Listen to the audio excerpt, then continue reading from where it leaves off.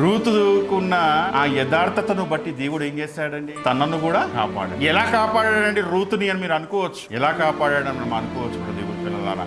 Ruth గ్రంథము 2వ అధ్యాయం 8వ వచనం చదవండి. అప్పుడు బోయాజు రూతుతో, నా కుమారి, నా మాట వినుము, వేరొక పొలములో ఏరుకునటకు పోవద్దు, దీనిని విడిచి పోవద్దు, ఇచ్చట నా పనికత్తల యొద్ద నిలకడగా ఉందుము, వారు కొయ్యు చేను కనిపెట్టి వాడిని వెంబడించుము, నిన్ను ముట్టకూడదని యవనస్తులకు ఆజ్ఞాపించి ఉన్నాను.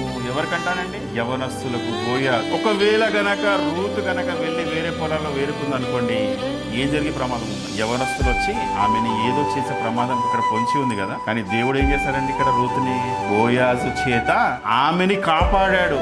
ఎందుకు కాపాడుతున్నాడండి చెప్పండి? ఆమె ఎంత యథార్థవంతురాలో మన అందరికీ తెలుసు. రూతు గారి చరిత్ర. తన అత్తను ఏం చేసింది? విడవలేదు, వెంబడించింది. ఏంటంటే కష్టాలలో బాధలలో ఉండి వెంబడించిన ఆమె యథార్థతను చూసిన దేవుడు ఏం చేశాడండి? ఆ యథార్థతను బట్టి ఆమెని కూడా బోయాజు చేత కాపాడడం. సహాయము ఎక్కడి నుండి వచ్చునో అని కీర్తనకారుడు చెప్తున్నాడు చూడండి. దేవా, నీ సహాయము నాకు ఎక్కడి నుండి వచ్చునో, అది ఏ రూపమైన దేవుడు మనకు పంపిస్తాడు. దేవుడు ఆయన మన యథార్థత మనం సరిగా ఉన్నామనుకోండి, నీ కుటుంబము పట్ల మన పిల్లలు ఎన్నిసార్లు బయటికి వెళ్తా ఉంటారు ఒంటరిగా. మన కుమార్తెలు కావచ్చు, మన కుమారులు కావచ్చు, అనుకోకుండా కొన్ని పరిస్థితులు బయటికి పంపించవలసిన అవసరం ఏర్పడుతుంది కదా. అప్పుడు ఎవరైనా నేను కాపాడేది? నువ్వు యథార్థంగా ఉంటే నీ కుమార్తె కాపాడబడదు కదా. అది ఎంత గొప్ప విషయం ఆలోచించండి. సమాజంలో చూస్తున్నాము, చిన్న పిల్లలు, పెద్ద పిల్లలు, చిన్న అమ్మాయిలు, పెద్ద అమ్మాయిలు లేకుండా ఎంత పాడైపోతున్న జీవితాలు మన కళ్ళ ముందు ఉంది. అసలు ఆలోచించండి. అలాంటి పరిస్థితుల్లో కూడా మన పిల్లలు క్షేమంగా ఉండాలంటే మన యథార్థత అనేది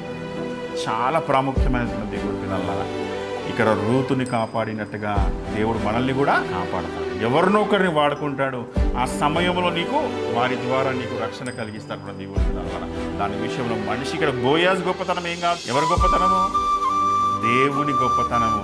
ఆమె యథార్థతను బట్టి దేవుడిచ్చిన ప్రతిఫలంగా దాన్ని మనం భావించాలి. కాబట్టి మన జీవితాలు, మన విధి విధానాలు వేరే ఉన్నప్పటికీ మన యథార్థత మాత్రం దేవుని పట్ల ఉన్నప్పుడు దేవుడు ఖచ్చితంగా మనల్ని కాపాడతాడు. పాపము చేయకుండా కాపాడతాడు. దుష్టత్వంలో మనం పడిపోకుండా కాపాడతాడు.